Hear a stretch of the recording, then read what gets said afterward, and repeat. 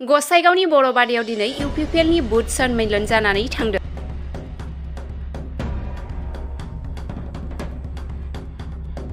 बिसायख'थिनि बार बारनायखौ दानिफ्रायनो नुनो मोननाय जादों।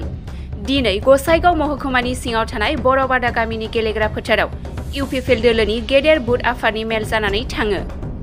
हाबाफारियाव रायजो सभानि एमपि रोनगोरा मन्त्रि इउजि ब्रह्म, एमएलए जिरन बसुमतारी, एमसिएलए माधव सेत्री आरो इउपिपिएल दोलोनि गोबां मावसुमाफोरा बाहागो लायो।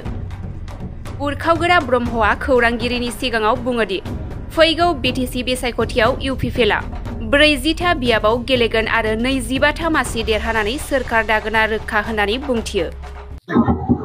मित्रताটো बिटिसि इलेक्शনত কোনোদিন নাছিল, 2020তো নাছিল। এতিয়া প্ৰিপাৰেশ্যনৰ সময়।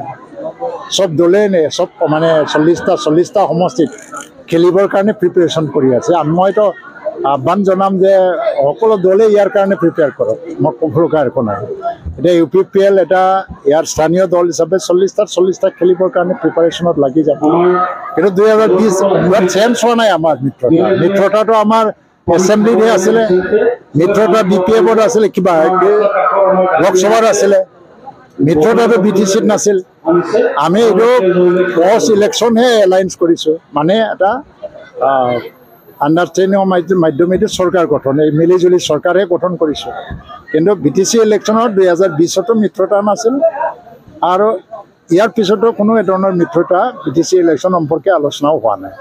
এতিয়া এছেম্বলিতো আছে সদায়, গভৰ্ণমেণ্ট চৰকাৰ 26লৈকে চলিব আৰু দিল্লীতো আছে। এতিয়া মিত্ৰতাৰ কথা আমি চিন্তা নকৰোঁ। এতিয়া পূৰা গ্ৰাউণ্ড প্ৰিপাৰেশ্যন। আৰু বিপিএফে মানে এইবাৰ ইলেকশ্যনত 2-3টাও যদি জিকিব পাৰে মই ভাল পাম। বিপিএফ আৰু জিকাৰ সম্ভাৱনা নাই, কাৰণ ইউপিপিএলৰ আগত গাড়ী নাছিলে, লিভ ল'ব লগা হৈছিল, পইচাও নাছিলে নহয়, ধাৰত লৈ পেলাই পেট্ৰল ভৰাব লগা হৈছিল। এইবাৰ নিজৰ ইউপিপিএলৰ গাড়ীও আছে, পেট্ৰলো আছে, সকলো আছে, লিভ ল'ব লগা একো নাই। বিএছপি আৰু বিপিএফৰ মিত্ৰতা সন্দৰ্ভত কি ক'ব? তেওঁলোকে যদি মানে এতিয়া নিজৰ পাৰ্থক্য বা দূৰত্বটো মানে শেষ কৰি পেলাই মিত্ৰতা হ'ব খুজিছে, ভাল কথা হওক। কিন্তু কথাটো হৈছে কি, সদায় থাকিব। এতিয়া এই প্ৰশ্নটো নৱচৰণীয়ালৈও থাকিব আৰু হাগ্ৰামালৈও থাকিব। হাগ্ৰামাৰ কাৰণে অবৰ নৱচৰণীয়াৰ জন্ম, আৰু হাগ্ৰামাই বোলে অবৰসকলক অন্যায় কৰিছে। এতিয়া নৱচৰণীয়াই উত্তৰ দিয়ক যে হাগ্ৰামাই অন্যায় কৰা থিয়ৰিটো, অবৰসকলক অন্যায় কৰা থিয়ৰিটো সঁচা আছিল নে নাই, নৱচৰণীয়া এইটো স্পষ্ট কৰিব লাগিব। যিহেতু কেতিয়াবা এনেকেই বিষয়াবিলাকৰ পৰা ওলাই যায় আৰু হাইকোৰ্ট অৰ্ডাৰ লৈ পেলাই তেওঁলোকে কাম কৰে, কিন্তু এতিয়া কাউন্সিলে জনাৰ লগে লগে এইটো স্থগিত ৰাখিছে। এইবাৰৰ নিৰ্বাচনৰ মূল ইছ্যু বা মূল উদ্দেশ্য আমাৰ একো নাই, আমাৰ বেলেগ কোনো ইছ্যু নাই।